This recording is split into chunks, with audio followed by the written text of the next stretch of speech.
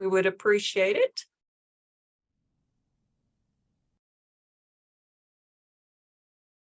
We're going to get started right on time today. Of course, we're recording the session, and make sure you keep yourself on mute. A few ALSDE updates is we hope the RFA will be out in the next couple of weeks. We thought it'd be out before now, but the NRG came out. We had a couple of things like that. We had our biannual check-in with the USDOE today. So we wanted to make sure when we released it, it had all the new updates and everything it needed in it for y'all to be prepared. I will say, if you are a new non-LEA, you're a CBO, faith-based, whatever you may be, and you've never applied before, please see the email that Erica's going to send out. I need the information from you to be able to put your information into eGap. So when we do release it, that you're ready to go. You can get access to the application itself within the eGap system. I encourage all of you to go ahead and start having all your forms done and your communication, your meeting, your needs assessment, all the things that you know by compliance with the federal law that will come with the grant. And also check in and make sure you know how to move around 2.0. I know on our website, Erica has uploaded, directions about 2.0. We'll have office hours, but the more you can do at this point to help yourself, I feel like you'll be better off. And anytime you need us, Rebecca, Alicia, or myself, just email us. We're happy to help you. And we have great TAs, Joe, Kim, all kinds of people out there that will help you any way we can. We do have conferences next week, but we will be checking our email. We might not be checking our phone as much, but we will check our email at least once or twice a day. But we also want to take great opportunity to learn ourselves so we can provide more information for you. So without any further ado, project-based learning, which is my favorite by far. That's what I did when I was in the classroom and as an administrator. We have Y for Y here today to present. Of course, Ms. Peck and Ms. Yana. Yeah, Yana's still on here. I'm going to turn it over to them. And if you have any questions during their speech or what's going on, just put it in the chat and we will answer them as soon as we can. Thanks for being here. Thank you, everyone. And thank you, Annette. We're also excited about project-based learning. Just giving you a heads up, we also have tons of tools to help support you implementing project-based learning in your programs. So I'm going to go ahead and get things started. We're going to go ahead and play a disclaimer from the U.S. Department of Education. This presentation was produced under U.S. Department of Education contract number ED-ESE 14D0008 with Synergy Enterprises Incorporated. The views expressed herein do not necessarily represent the positions or policies of the U.S. Department of Education. No official endorsement by the U.S. Department of Education of any product, commodity, service, methodology, technique, or enterprise mentioned here is intended or should be inferred. All right, so hello again, everyone. I'm Shanika Peck. I'm a lead education specialist for the U.S. Department's U4Youth Technical Assistance Team. And prior to my time with Y4Y, it's almost 2 years now, I spent most of my time as a lead instructor and lead teacher at a year-round boarding school for inner city kids. I also led a lot of programming during the summertime. Currently, I'm actually running a few programs with high school students as they go ahead and develop those career exploration activities.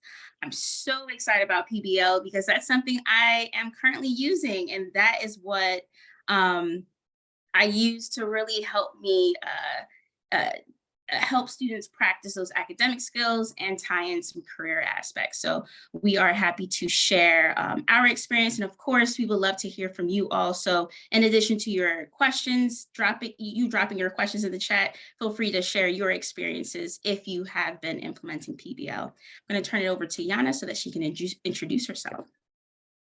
Hey, Shanika, it's wonderful to be with you, and I'm so excited as well. I love talking about PBL. I've been with Y4Y for almost 4 years now, and I come from a background as a school day, summer, after school, and a project director, so I've worn many hats, and coming from my background as a STEM educator, we use project-based learning all the time, so I'm really excited to share my passion, as well as some great examples of how we can implement PBL with kids from K all the way through 12. Yes. I'm just going to breeze through the Zoom because I think at this point we're all Zoom experts. You can, feel free to interact with us using those reaction buttons. I believe we will not have any activities where you will have to annotate the screen, but if you do, just take a few seconds to find it. It's at the very top where you see Shanika or whomever is sharing their screen, view options, annotate, and then you'll see those different selections. And of course, if you don't have that function, maybe you're joining us from your phone, feel free to use the chat as well to interact. But throughout this session, we're going to go ahead and cover 3 objectives. We would love to talk about the 3 components of project-based learning. It's broken down into 3 phases. We'll talk more about that as we move along. We'll also talk about different ways you can implement steps to planning, defining, and implementing, as well as assessing a high-quality project-based learning activities. And then, of course, like always, we are going to share some Y4Y resources that you can use to develop and implement your project-based learning activities within your program. So what we're going to do is we'll start with a basic definition, just to make sure we're all on the same page of what PBL is, right? So it's a learning approach where students gain knowledge and skills by working for an extended period of time to investigate and respond to an authentic, engaging, and complex question, problem, or challenge. I'm going to throw in real world problems and challenges here. Now, I definitely want to take some time to focus on PBL as being an approach that isn't just a project that you get to students for busy work. During PBL, it's really important that we focus on how we are facilitating meaningful projects. We definitely want to have our PBL be an opportunity for students to share their voice, provide opportunities for students to not only practice their academic skills, but also think about how you can integrate opportunities for students to explore or think about how they can empower themselves with their learning. So this is definitely an approach where students are going to take the lead, of course, once everything's been planned on our end. So let's just keep that in mind. What Y4Y uses is a 3-phase framework of project-based learning. Because of time, we're going to spend most of our time focused on phase 1, which is introducing and preparing for project-based learning.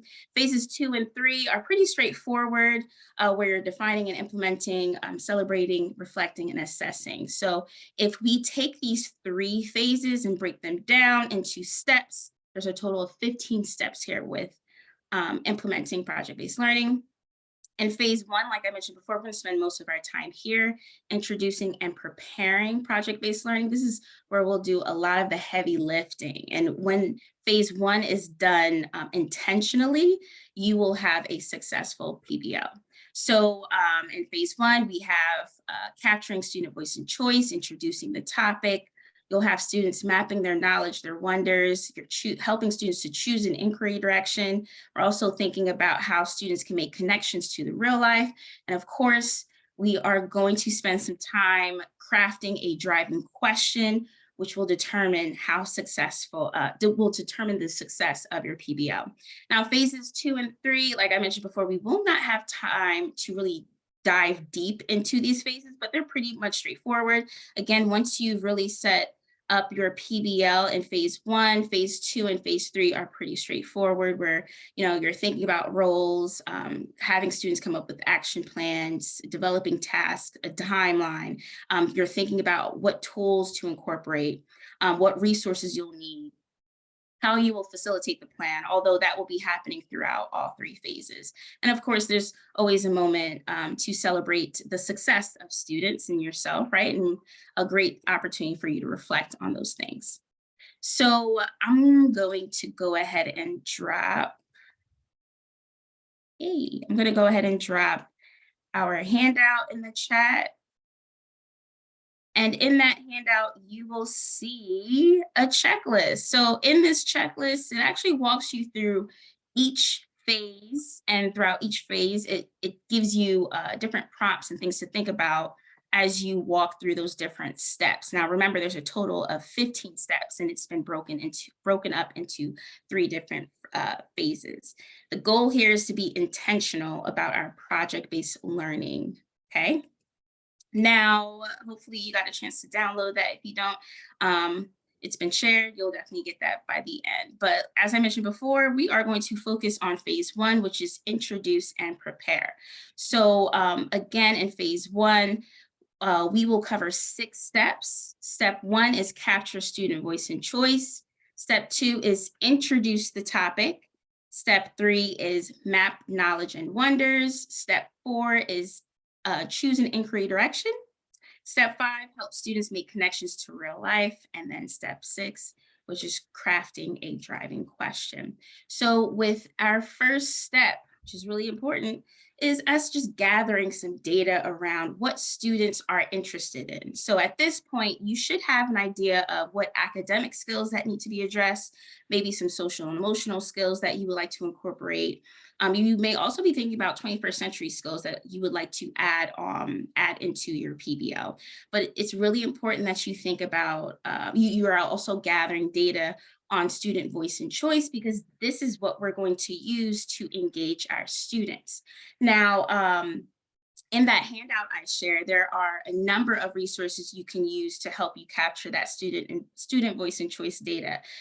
We have a project, in addition to that PBL checklist, we also have elementary student interest surveys, inventory surveys, and things like that that you can customize yourself to, fit your student population.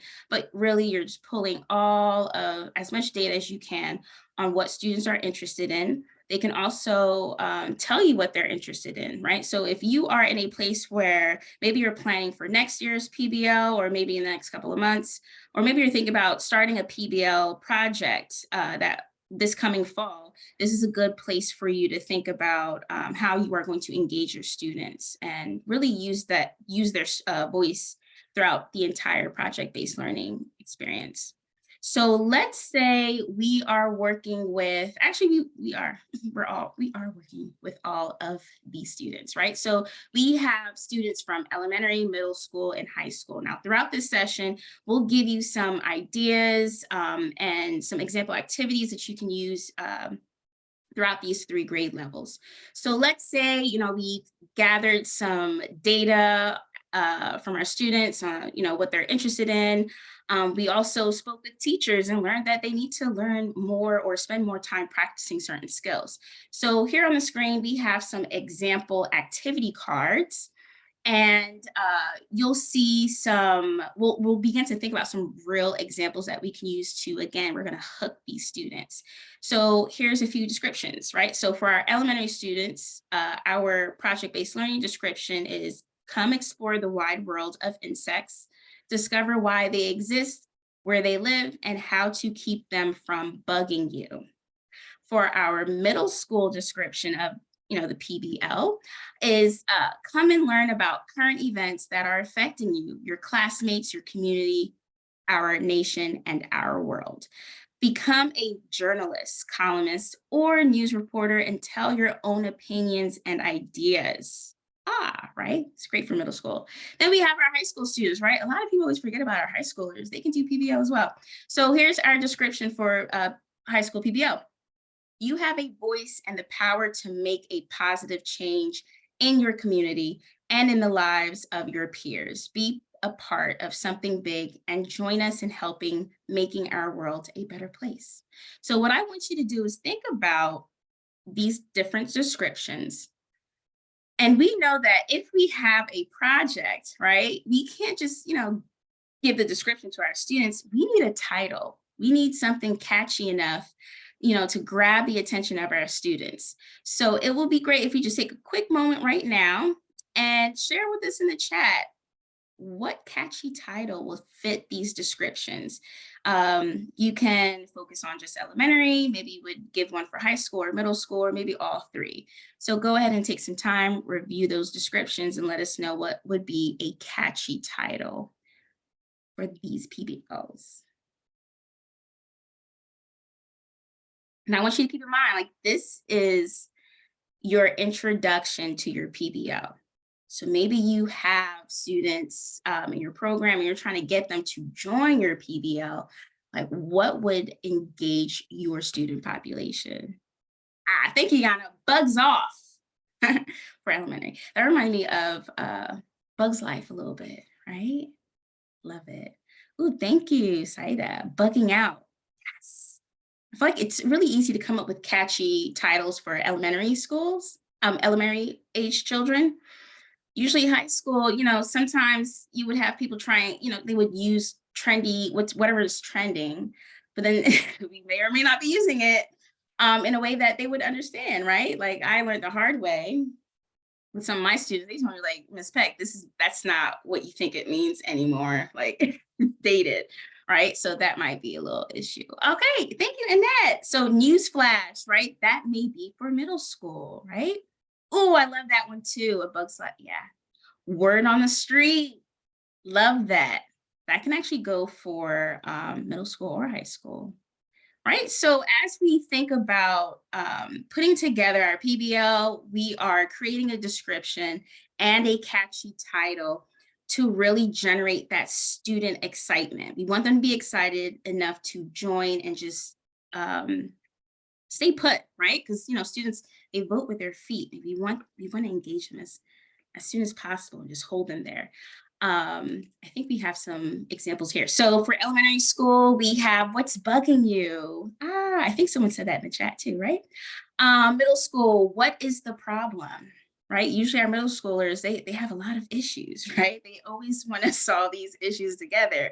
So that's a good one. High school, American teen, right? So depending on your student population, you know, definitely think about what's interesting to them.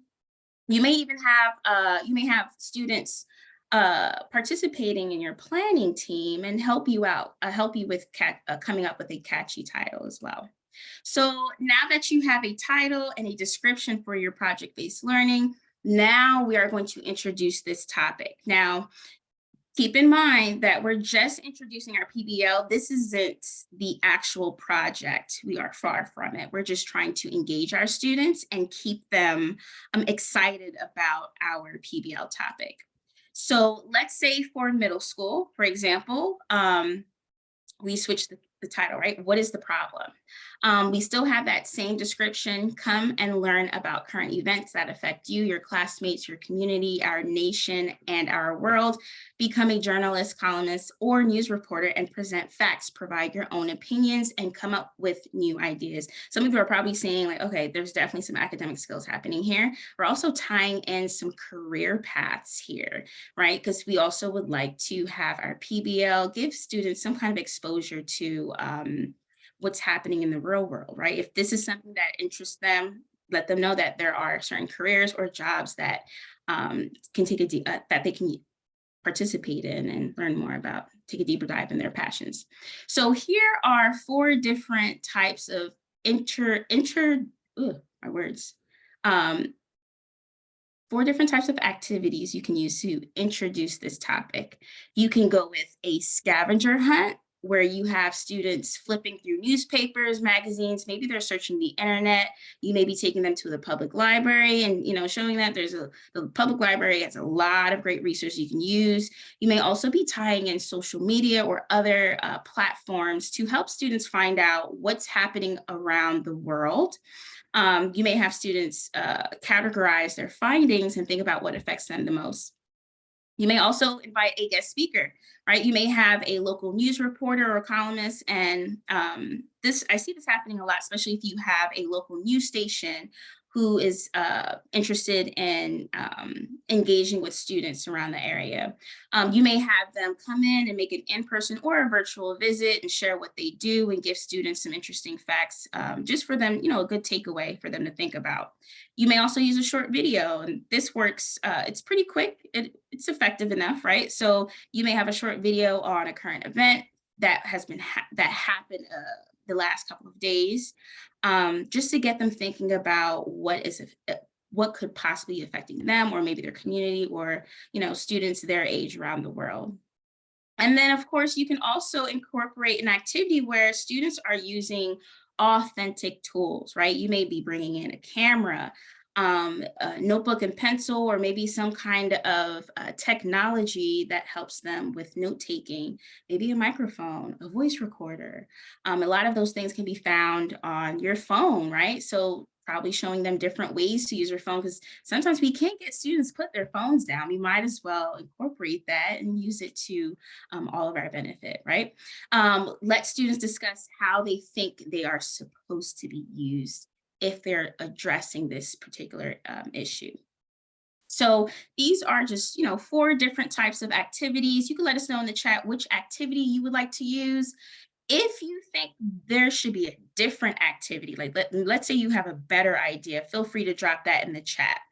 But from here, we're going to move on for sake of time. So I'm going to save it for the best part, the juicy part, the driving question. So let's say we used an activity just to engage our students. They're excited. They got a chance to use their phones to document what's happening around them and do research, right? Now it's time for us to move on to step 3 and have students map what they know and what they wonder. Now for in this step, it's very similar to a KWL if you're coming in from the classroom, but really you're providing students the opportunity to share what they already know about about your topic or this topic. So in this case, we're thinking about middle school, they're thinking about current events that's happening around them. Let's say they are talking about their own experiences and they came up with what they normally see.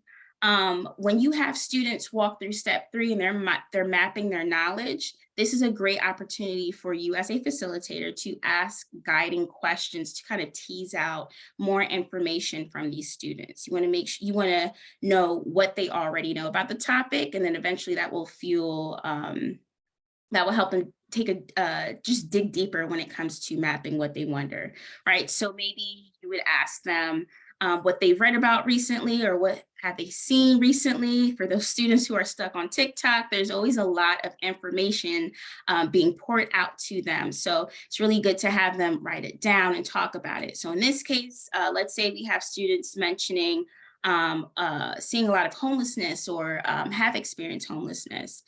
You may have students talking about their feelings or the emotions that's normally tied to these events that are happening. You may have students who are still suffering from a natural disaster, right? You may have students talk about how social media is impacting how students are thinking and acting. You may ask students, what are their responses to certain things that may be happening? If you'd like, you probably tie in politics as well. From my experience, students love talking about politics, right? So this is also a great moment to not only know what they are thinking, but it's also a great teaching moment, because this is where students are listening and learning from each other, as they label or write down everything that they know or think they know about this topic. So from there, they're also thinking about questions that they may have. So these are just a few question stems that your students can use to help them map out what they wonder.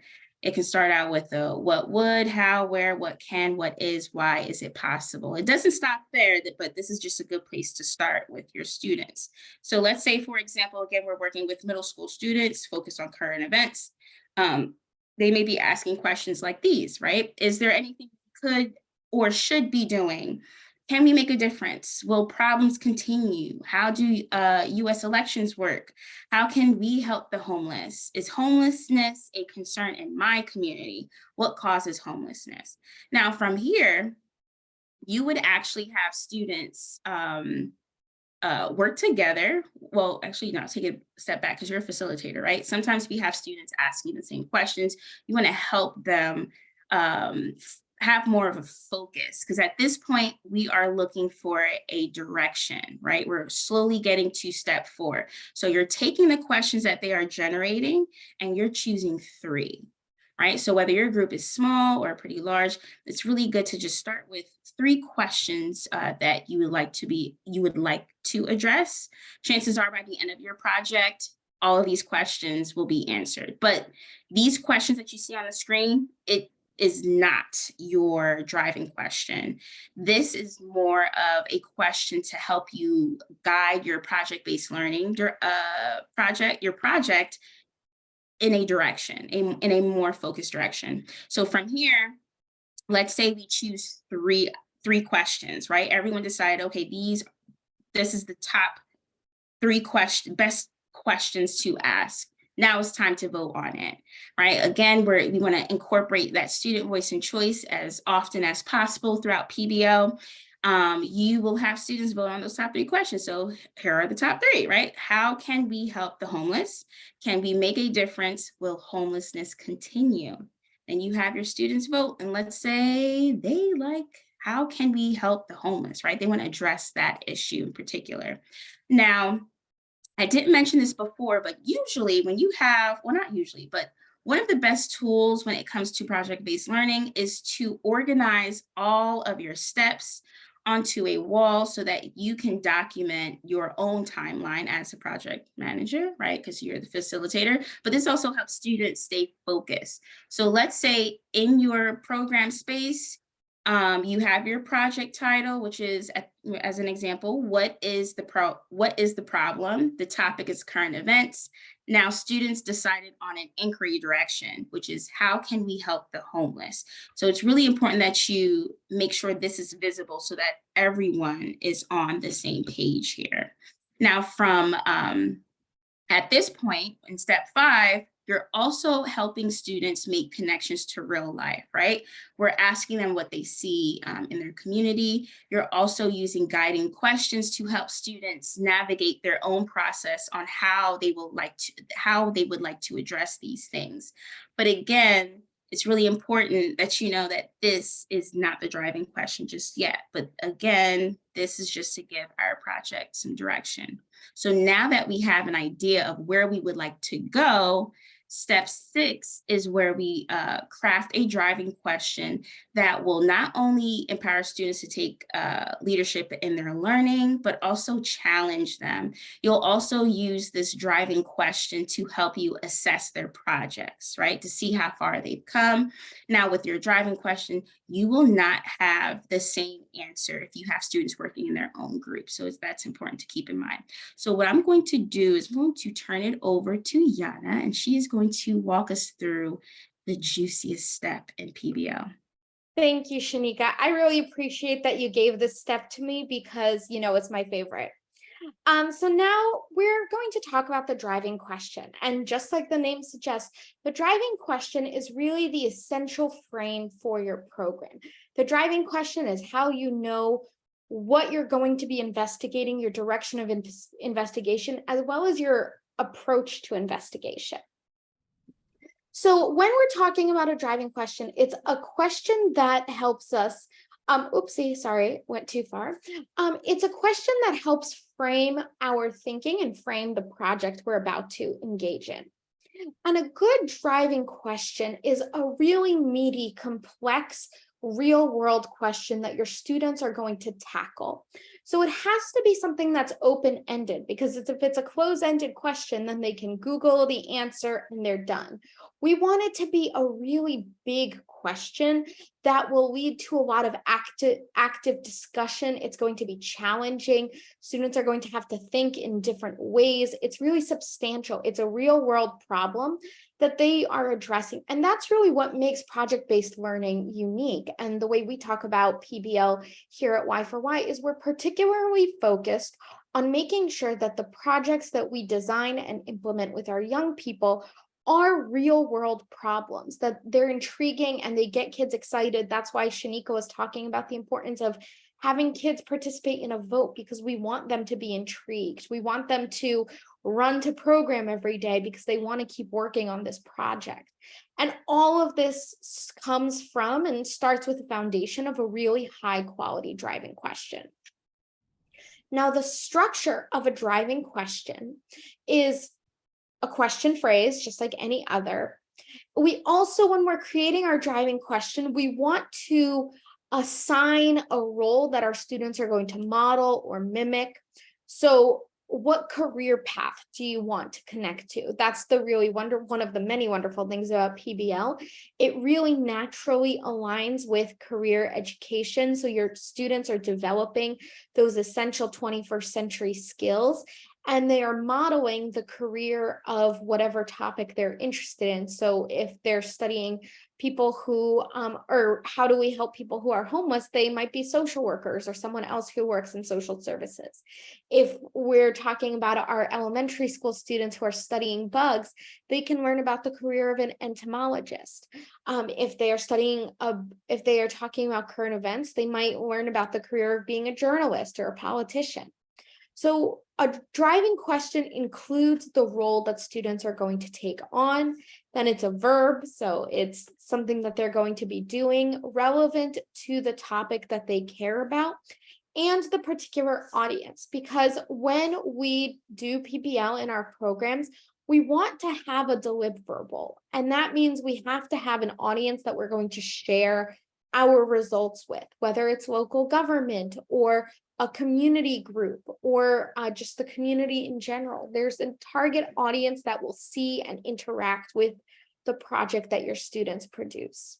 So an example of a quality driving question is, how can we as social service workers support homeless community members? So this question gives us the question phrase, how can we? So we want to know, what can we actually do? It says that we're going to do this as though we're social workers. So people who are engaged in working with people who are experiencing houselessness or are at risk for it. The verb we want to support them, because our students have talked about it. What they really want to do is they want to support people who are already homeless. And so that's the relevant topic. And these are people who are members of our community experiencing homelessness. So that is an example of a complex driving question. And, we know that there's many individuals working in this field. It's not an easy question to answer. It's intriguing and it's complex, challenging, all those words that we talked about on the previous slide of what makes a good driving question. It's very likely that we're never going to come up with the best answer, certainly not in our programs, but it's about allowing students to struggle with topics that are challenging. And I think that's a real change in project-based learning compared to other modalities, because instead of just wanting every kid to have a perfect learning experience, what students accomplish through project-based learning is experiencing struggle and failure and having to change direction and do things differently. Those are all part of project-based learning in a way that they're not generally part of the regular school day curriculum. Because in the school day curriculum, you're going from topic to topic. There's not a lot of time for students to deeply investigate and question and become experts on any specific subtopic. So that's a quality driving question. And so this is one we shared with you as an example, but for you as leaders, we want to make sure that our students see the difference between good and less evocative or less provocative driving questions and identifying which ones are best. So here's two examples. Your driving question could be, how can we help the homeless? Or if we're using the framework that we just shared of the elements of a driving question, how can we as social workers help our community members to support those who are homeless? So what you might see is different is we have identified a career that students are going to be emulating or learning about. We have identified who our audience is. We want to help homeless people in our community. And we are really going to be focused on what's happening locally. So again, it's about narrowing down from the broad interest of students are interested in homelessness to the really narrow focus on the specific people experiencing homelessness in our community. How can we support them? How can our community support those people that are going through housing insecurity? So all of that is to say, and all of that shows that when you're creating and using your guiding question, it's going to lead to a lot of discussion. Because if you look at our longer question here is, how can we as social workers help our community members support those who are homeless? There are a lot of different kinds of social workers doing different kinds of work with different populations. So it's much more specific, and it can lead to down really diverse roads of research and practice for our students and the way that they're going to interact with the content. And so that really, in my view, is the juiciest and most important part of project-based learning. Because if you don't have a high quality driving question, then the rest of your project will often be undefined. It doesn't line up with the expectations as listed in the Y4Y website of including that career connection and being really specific to your audience, using a specific verb to describe what the deliverable will be, what students will be able to do at the completion. So we want to craft that meaningful driving question so that over the weeks and months and even a whole year for project-based learning, students will continue to return to that same project and think about it in more detail and realize that there's often not one easy answer. So we're really doing our best. So now that we have talked about project-based learning or creating a driving question for project-based learning, we really have prepared ourselves for the process of leading a PBL program. So what we want to do is really make sure that we understand both all the resources that we have here at Y4Y, as well as many different resources to support you in creating that driving question, in doing student interest surveys. All of those tools exist. Here's just a list of a few of them. All of them can be found on our website. And I have just linked or posted the link in the chat box. You can click to our website and check out all of our tools. They're all completely free and customizable. Please download them, get rid of all our branding, put your own branding on it. We're happy to do it. Everything on our website is in the open domain or in the Creative Commons, whatever the domain name is. And that means that we want to share this information. We want to share the resources that we have available. So now that we have created this wonderful guiding question, I think what we're ready for next is to really think about and start to define what your program is going to look like. We have our big overarching question, but we want to define what the steps will look like and then start to implement our actual program. Now, when we're talking about defining, we're really making sure our students can focus their ideas. We have our big picture driving question, but now we want to focus our students' ideas on what we're actually going to do in this area. And there's a lot of different strategies you can use. Y4Y has some great mind maps that you can use. There's some activities on really thinking about how does this tie in with existing knowledge? Who are the people in the field doing this work? So there's different subtypes that you can go to or subfields that you can go to. So please do investigate that. But really, it's about making sure that we are providing this high quality learning experience to our students where they have a lot of autonomy. That's a word Shanika mentioned earlier, and have a lot of opportunity to do meaningful work. Now, when we are talking about a high quality project, it should have the 6 A's of quality. Now, the 6 A's of quality are authenticity, academic rigor, adult relationships, applied learning, active exploration, and assessment. And these are really a measure of whether the activity or the project, in our case, you are doing with your students, is actually a high quality learning experience. So first of all comes authenticity. That means it's a real world problem we're dealing with. And that's something we already talked about with the driving question slide. So that's something we know is really important. And so we know that's something we're going to emphasize in our professional learning. We also want there to be academic rigor. As much as students during PBL have a lot of fun and get to do exciting new things, and that's important, and we love that, it also needs to be the case that students are having intellectually stimulating, rigorous learning experiences. Another element that's really important, and really it's not just important for project-based learning, I think it's important for students in all contexts, is the importance of adult relationships. Our students need to have somewhere where they feel safe, where they feel supported, where they can talk to the adults in their lives, like their PBL facilitators, and share what's going on and get support when needed.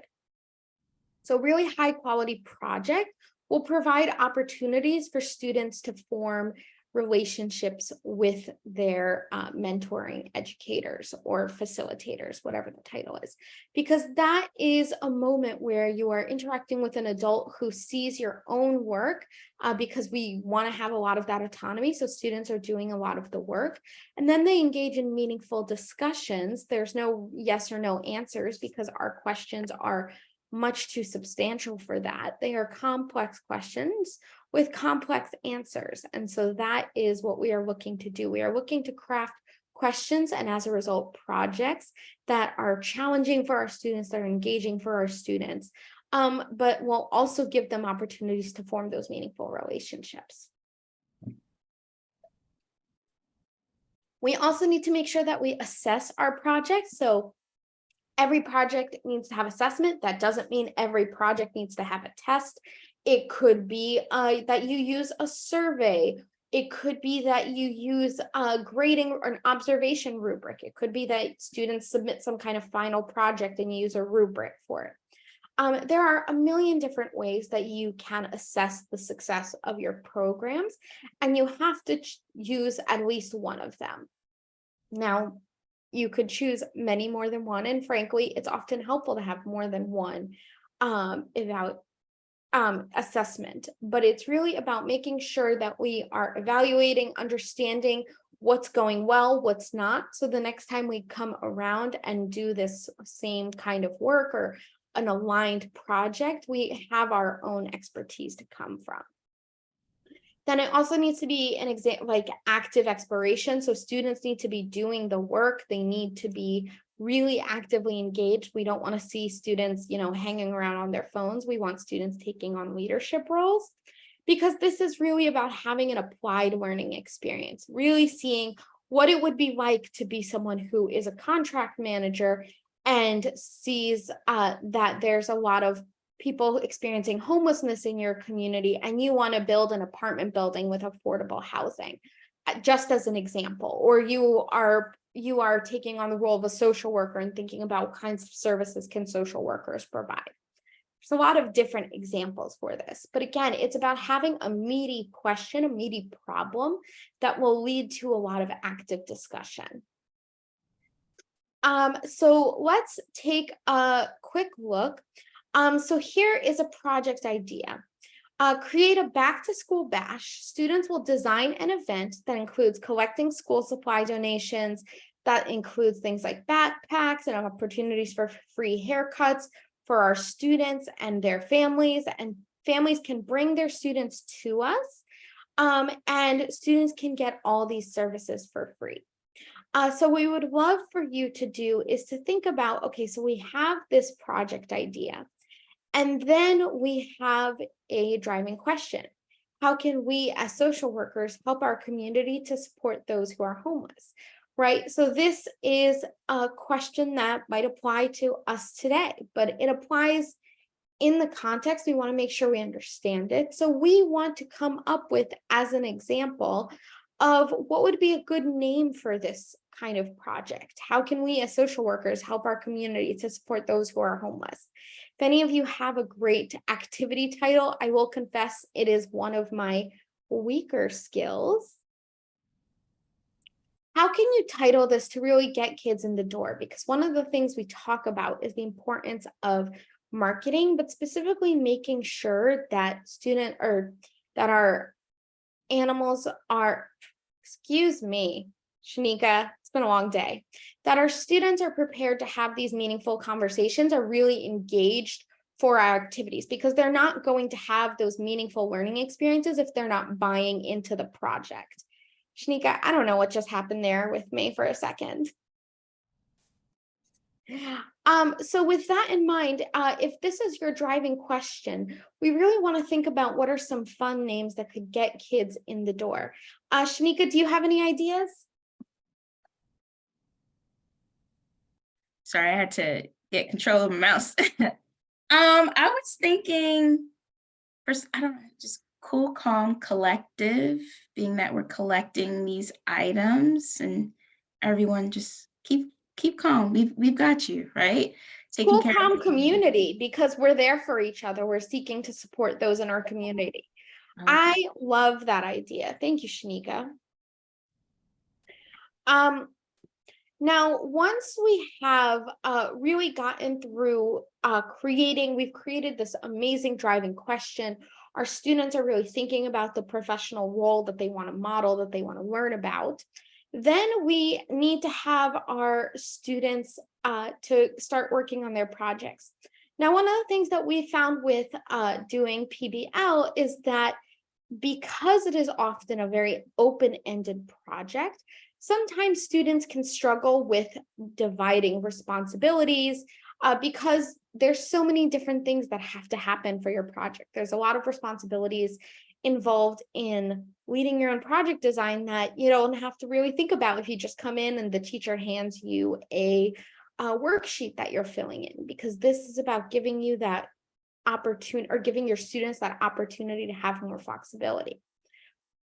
So to help students be successful as they're doing their projects, we want to give them some opportunities like assigning specific roles. So as you're getting started, have students sit together in a group and think through, these are the roles and responsibilities we're definitely going to need.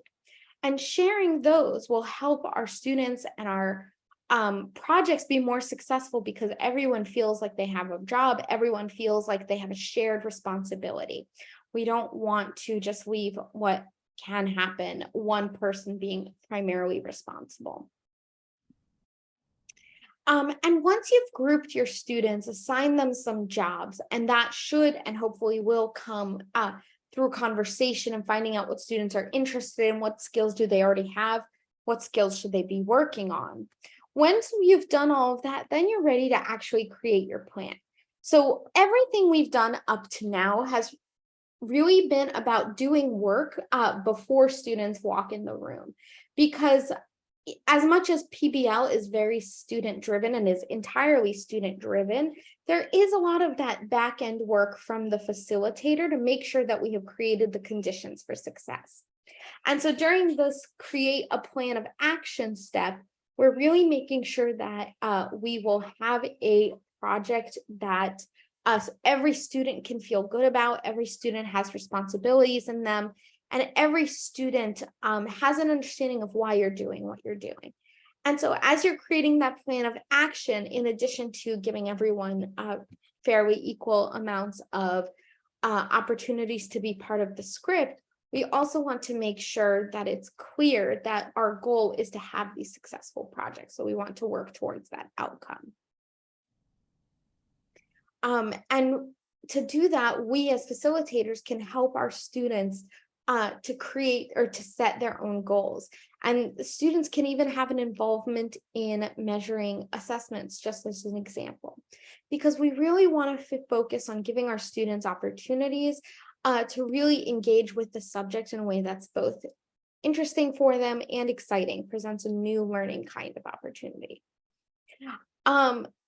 And that means really thinking through all the possible contingencies, all the possible challenges we could encounter, and also thinking about all the dimensions of student learning. So Shanika and I have primarily worked on academic examples, but PBL is a great place to really think about and develop those social emotional skills in particular, because, or the whole child development skills as you're thinking about, because that's where we start to understand, okay, what are my students going to be able to understand versus what an adult might be able to have the understanding of, because it's sometimes hard for us to remember what it was like. So it's really helpful and important for us to have that comparison, to see what the procedure, to see what the needs are of our students, and then what we can do to meet those needs through our grouping techniques. Now we have done a lot of that big picture work, right? We talked about what is PBL? We talked about how to craft a driving question that will really drive the direction of our work for the period of time that we've specified. We haven't specifically talked about the role that specific individuals can play in our activities. And that means we have to really get down into the nitty-gritty.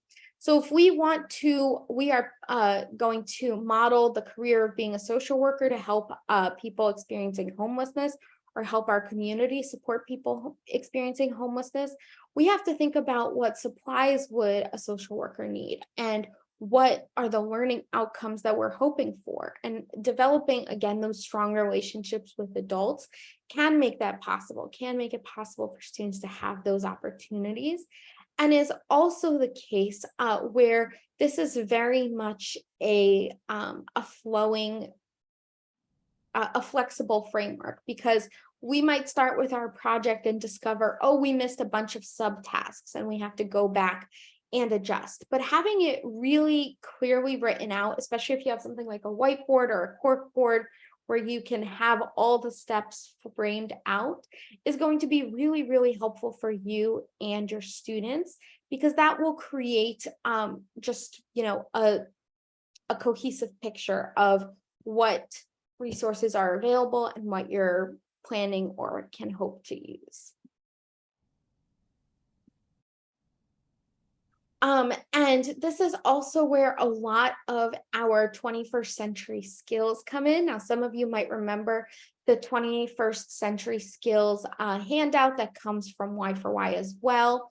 And in that handout, it focuses on how the 4 C's of 21st century skills. So that is really an opportunity for students to get creative, for students to collaborate, for students to... Shanika, do you remember the other 2 of the 4 C's? Creativity, collaboration, Communication. and... Oh no, I'm drawing blank. Me too. So during this process, students will develop the 4 C. Oh no, Shanika, this is very embarrassing for me. I'm sorry. So everyone, I apologize. Oh, critical thinking. Shanika, I'm so sorry. It's okay. I'm so sorry, everyone. I'm very embarrassed. Okay, so it's about developing those 4 C's, and as students are building that, building the tasks of our project, like I mentioned, there's a lot of flexibility. You might need to add some tasks, take some out. They have to collaborate. They have to communicate amongst themselves who's going to take on different responsibilities, and really think about what steps are essential. What are we hoping for our student outcomes? And so once we've assigned those tasks, then we are ready to create our timeline. And just like with our task list, there's going to be a lot of flexibility. Sometimes you think a task will take a week and it takes 3 weeks. And sometimes you think it'll take 3 days and it actually only takes an hour. All of those things are possible. But really what it comes down to is having students take a leadership role. I think that's what we want to really be one of the takeaways of PBL, is we want to give students as much autonomy as possible and give them as many opportunities to lead and plan and make decisions along the way as possible. We as the facilitators do a lot of that pre-work to make sure that the structure exists to offer that safe environment where students can try and sometimes fail. But we are giving students opportunities to first identify what they're interested in, and then you work together to craft that really meaty driving question. And then they're going to think a lot more about it and come up with the direction of their work. So really getting engaged in this topic and letting students let their own curiosity guide them is going to be really essential. And so we also, as Shanika mentioned earlier, we want to make sure our students have opportunities to use authentic tools. Now, in many of these cases, Cell phone, like Shanika mentioned, is a critical tool for doing research. It's a critical tool for doing any kind of journalism work, because a lot of journalists will record their interviews to reference back later. So there's a lot of cases where things that you already have available or pretty commonly available are examples of authentic tools, but we want to give our students as much exposure to the real world of the career of interest as possible, because again, we're making this a meaningful learning opportunity. And then once we've really thought through those pieces and our students have made their plan, designed a general timeline, we have a template for our project, then we're actually ready to facilitate the plan, make sure things go according to plan. And a really nice tip that it says right here on the screen is never do for students what they can do for themselves. Give students an opportunity to try, and sometimes they'll fail, and that is absolutely fine. Failure is part of life. It's certainly part of project-based learning. We want to give our students opportunities to try. And to help you do that, Y4Y, we have many resources on our website. You may recall our website is y4y.ed.gov. Please do visit us there. I posted the link to the 21st Century Community Learning Center project-based learning course on our Y4Y website. So please feel free to check that out. Here are just some of the handouts that are listed in that course, but there's many more. So make sure you download. Shanika has shared with us the copy of the handout. Make sure you check out our Y4Y website for more as well. So all of these are really here to help you and your students be successful when implementing project-based learning. Because if we've done a lot of that pre-work, then we can act as supporters for our students, but not having to lecture them, because we're giving them opportunities to lead their own learning. And then phase 3, which we're not going to focus on today because we've only had an hour. It's hard to believe our time together is over. Phase 3 is really where once you've implemented your program, you do some celebration because you've done amazing work. And then you do a lot of assessment and reflection on your project, because we always seek out to improve. And so luckily we have many resources on the Y4Y website for your ideas for assessing program success. Students can create portfolios, or you can use a rubric to assess student projects or student accomplishments. You can hand out surveys to students and families to find out their satisfaction. So there's a lot of ways that we can gather data on the success of our program. And all of these are examples of way of thinking about how are we going to continue to grow and improve. And so if you're thinking project-based learning may be for me, I want to give my students an opportunity to lead the learning. That's amazing. Like we mentioned, there's a lot of resources on our website, y4y.ed.gov. We also have what are known as trainings to go. These are pre-prepared training modules that any program leader or site leader can download, make use of with their staff. It includes all the handouts and all the materials, really giving you an opportunity to dive deeply into a subject. And now as we're coming to an end, it's hard to believe, please do check out our PBL course if you have not done already. I have shared it in the chat box, so please do click on it if you'd like. I want to thank you all so much for being with us. Shanika did share in the chat box a link to our feedback form. We would love if you would take a moment to fill that out. It's very short and it helps us improve. Shanika, great to be with you as always. And Annette, thank you so much for having us. It's such a pleasure. Yes, thank you everyone for participating. I know it's a small group, but this is a great opportunity for you to go ahead and pull those ideas. Again, lots of free tools and resources. Oh yes, countless. Who even knows how many now? It's a lot. Well over 1,000. I checked. That's awesome. Y'all did great. Now, what were the 4 C's again? Collaboration, critical thinking, creativity, and communication. Yay! Oh, I can't. Oh, this Oh, is not the first time. I get like 3 of them, and then I always forget one. So And it's always a we, different we, one. we all do that, but I so appreciate y'all presenting today. You know, we're getting ready to roll out our RFA, so we know that tons of people will be checking our website, trying to decide with their needs assessment, how to get everything together. So we know we'll be able to use this. If anybody has any questions, just let me know. And if not, we will see y'all again next month. Thanks again, Y for Y. Thanks, Annette, for having us. see Thank you. all.